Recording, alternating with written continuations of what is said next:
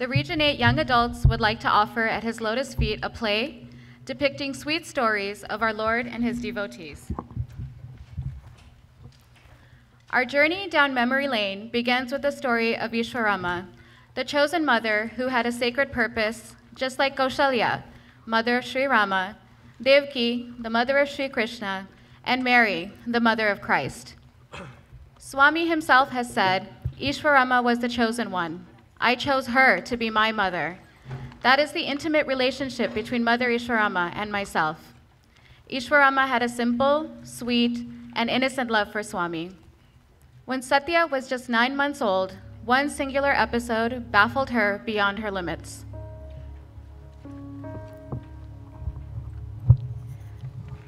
I can remember the whole incident fresh and clear. I had just bathed and dressed him and applied on his eyes cooling collyrium. I applied vibhuti from the Shiva temple and a dot of kumkum from the Satyabhama temple on his brow.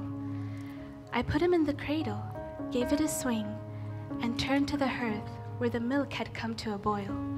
Suddenly, I had heard him cry. I was surprised, for believe me, he had never cried since birth for any reason, hunger, or pain, or discomfort. I picked him up and placed him on my lap, and he stopped the wail. I saw a halo of brilliant light all around him, a circle of radiance surrounding him. But the light did not hurt me. It was so cool, though so bright and near. I sat still, lost in delight. It was there a long time before it faded slowly away. I closed my eyes and probably lost awareness of everything around me until my mother-in-law came to me and I awoke. The child was apparently asleep. Mary, did you know that your baby boy is Lord of all creation? Ishwarama, did you know that your baby Sai would one day rule the nation? Did you know that your baby boy is heaven's perfect lamb? Sleeping child you're holding is the great I am.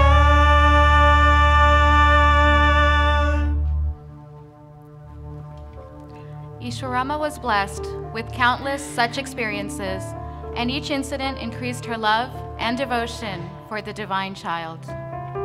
As Ishwarama was the chosen mother, Professor Kasturi was the chosen biographer of our beloved Bhagwan. An exemplary devotee, his pure and unconditional love for the Lord was the very breath of his existence. Once, Professor Kasturi was asked the secret to securing the proximity of the Lord. He said, "Let me confess, mine is a love story. I have done nothing more than to love the Lord with all my heart." What was the uniqueness of the love that existed between Professor Kasturi and our Bhagwan? One afternoon, Swami called Kasturi to pose for a glamour shot. Yes, Swami wanted to take a picture of Kasturi for publication in a major Indian newspaper. Ah, Kasturi, come. The newspaper editor has asked for a picture of yours to publish in their paper. Go, get ready. I myself will take your picture. Swami, yes. Let me get ready and we'll come back soon. Ah, go and tell Radha Krishnan to bring the camera. Professor Kasturi was excited at the prospect of his picture appearing in a major daily newspaper. He rushed to his apartment to freshen up and dressed in clean and recently starched dhoti and long-sleeve shirt. He rushed back to Swami's presence, confident in his impeccable appearance. Ah, so you are ready to be photographed. Your picture will be seen by millions. Yes, Swami, I'm ready. Do you want me to sit or stand? How should I pose? Sit here and smile when I give you the signal. I will say ready, steady, and then click. You have to put on your best smile. Okay, Swami. I'm ready. Ready, steady.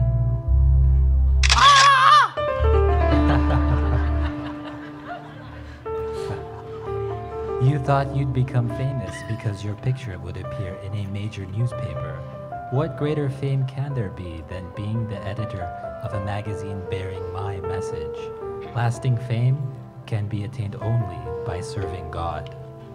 Swami, Swami, Swami. Please save me from this worldly attachment and desires. Don't worry, I will uplift you. Why fear when I am here? Such was the cherished love that Swami wrote a special prayer to Professor Kasturi, revealing the ideal way to pray. I firmly believe there is none kinder than you to shower grace on me. Tell me, is this not the reason why I'm at your lotus feet? I firmly believe you will respond quick when I do pray and plead. Tell me, is this not the reason why I'm crying aloud for you?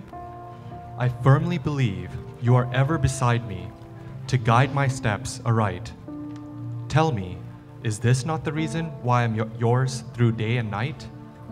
I firmly believe you can never say no, whatever I ask from you. Tell me, is this not the reason why I long for a glance from you? What have you designed for me this time? Why this dire delay to offer boons? However long you make me wait and wail, I will not leave. I will be standing still until your loving eyes do turn to me.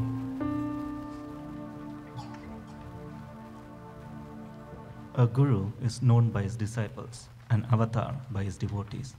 John Eslov was one such devotee. The perfect devotee surrenders to the Lord, the Guru, and practices his teachings. He is the one in whom the glory of the Lord is reflected most. From time to time, Swami has orchestrated situations wherein devotees have been blessed to see him in some of the other forms he is worshipped in. Islop was among the lucky few to get a glimpse of Baba as Sri Krishna. That story follows in Islop's own words. A number of years ago, I was in Baba's car. He was in the rear seat with two other persons. I was in the front seat with the driver. We were on our way to Puttaparthi. Driving in the car with Baba is a fascinating experience. At some point in the journey, perhaps about halfway, Baba was talking, and I turned to look. My breathing stopped and was transfixed. I could not credit my eyes. What transfixed my movement and stopped my breathing now was his face. The Baba I knew was not there. Instead, there was a face of the most extraordinary beauty, quite different in shape and cast from the features of our beloved Sai. The charm was so great, so poignant, that my heart seemed to twist, almost as though I were in pain.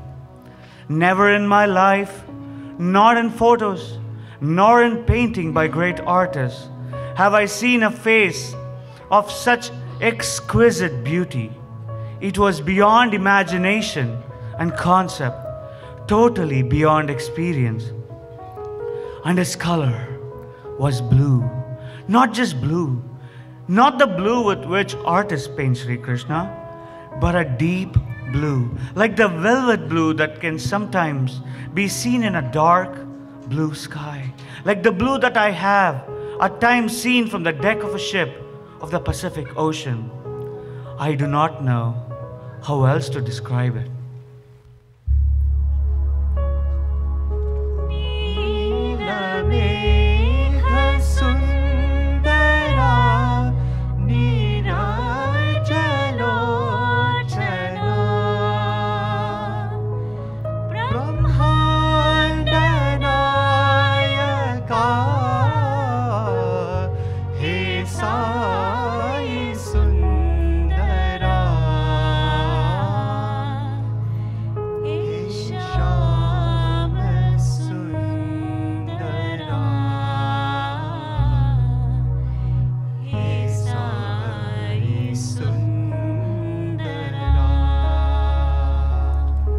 I could not take my eyes from Baba's face.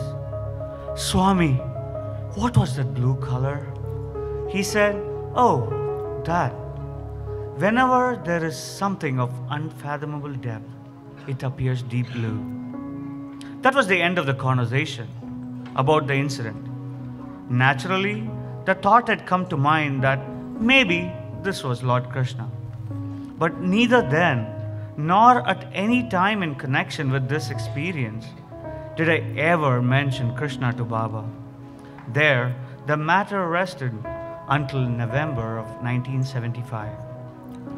One day, shortly before birthday, Swami called a family for interview. His love also was called. Swami spent some time talking to the family and then asked his love to share his experiences. After mentioning some incidents, I told them the same story about seeing a deep blue face. The man was deeply impressed, and words broke from his lips. Oh, that has to be Lord Krishna. He said, yes, that was Krishna. Not the Krishna pictured by artists and imagined by writers. I showed his love, the real Krishna. Islop had many wonderful experiences like few I have been blessed to have. Here is Islop's description of one of them that helped him eventually to see Swami everywhere. After I had been going to Prashanti Nilayam for about 3 years, coming back to America, as I got off the plane, I felt that Swami's head and shoulders were superimposed on mine. I felt that way. I was aware of his hair. So I said, well, welcome to America, Swami. That feeling lasted for 3 years. Every place I would go, there would be Swami standing in the room. When I would talk to the people at the center, Swami would be standing behind every person in that room. Behind every person would be Swami's head. When I look at the wall, there would be a row of Swamis standing along the wall. That vision finally came to an end. I told Swami, Swami, that phenomenon had come to an end now. Swami said, Hislop, don't you know that all phenomena come to an end? He added, you have had the vision of Swami without any effort on your part whatsoever. Now, you have to deliberately see Swami wherever you look. Our final story is of an extraordinary devotee, Swami's pet elephant Sai Gita, who was a perfect example of one-pointed devotion to her Lord. Living across the institute, the students were witness to her deep love and awareness of Swami's presence. Here is an incident which happened in the mid-80s, witnessed by one of Swami's students. Bhagavan was in Vrindavan in those days, and in his physical absence, we would have compulsory sports time in the evenings. It was during that time when Sai Gita would also come to the stadium for her evening walks. We would normally go to greet her with Sai Ram, and she would lovingly respond by raising her trunk. One such evening when we were playing and she was taking her stroll, suddenly came the news that Bhagavan was coming. It was absolutely unexpected. We did not know where and how far Bhagavan was from Puttaparthi. But before we realized, we saw his car entering the stadium from the gate. Sai Gita then was on the other end, and soon she spotted the car, she gave out a loud trumpet. She was euphoric. It was tough for her caretaker to control or stop her. To our surprise, she escaped and started running towards the car. What followed next just made me stand still and watch with wonder. There was Bhagavan's car coming up the stadium, and the mighty Sai Gita was running from the opposite direction towards the car. The next instant, I saw Swami's vehicle stop, and he rushed out of the car. Now Bhagavan was running from one side and Sai Gita from another. Even today, when I recall that moment, I get goosebumps. They met, and what a sight it was to watch. Her expressions were uncontrollable. She literally hugged Bhagavan. Her trunk was all over him, and Swami was actually standing in between her front two legs and the trunk, holding and caressing her. It took almost 10 to 15 minutes for Bhagavan to pacify her. Slowly, we students too came close to the scene, and we heard that Swami was constantly saying something to her and patting her very lovingly. He also then fed her some fruits, and we saw her saliva all over Bhagavan's robe. But he was least concerned. It was with a lot of persuasion that Sai Gita let him go. What an episode of divine romance it was that I was blessed to watch. I remember Bhagavan once asked us, "Do you know why I have kept Sai Gita in front of your hostel? So that you can learn what true devotion is. If you all can even get one iota of her love for me, your life will be sanctified." The indelible memories of Swami's dearest devotees give us just a glimpse of his infinite love and compassion. Let us strive to be such worthy devotees of the Lord, to feel his presence in everyone we meet, to know him as our dearest friend, and to have such longing for him and him alone. Jai Sai Ram.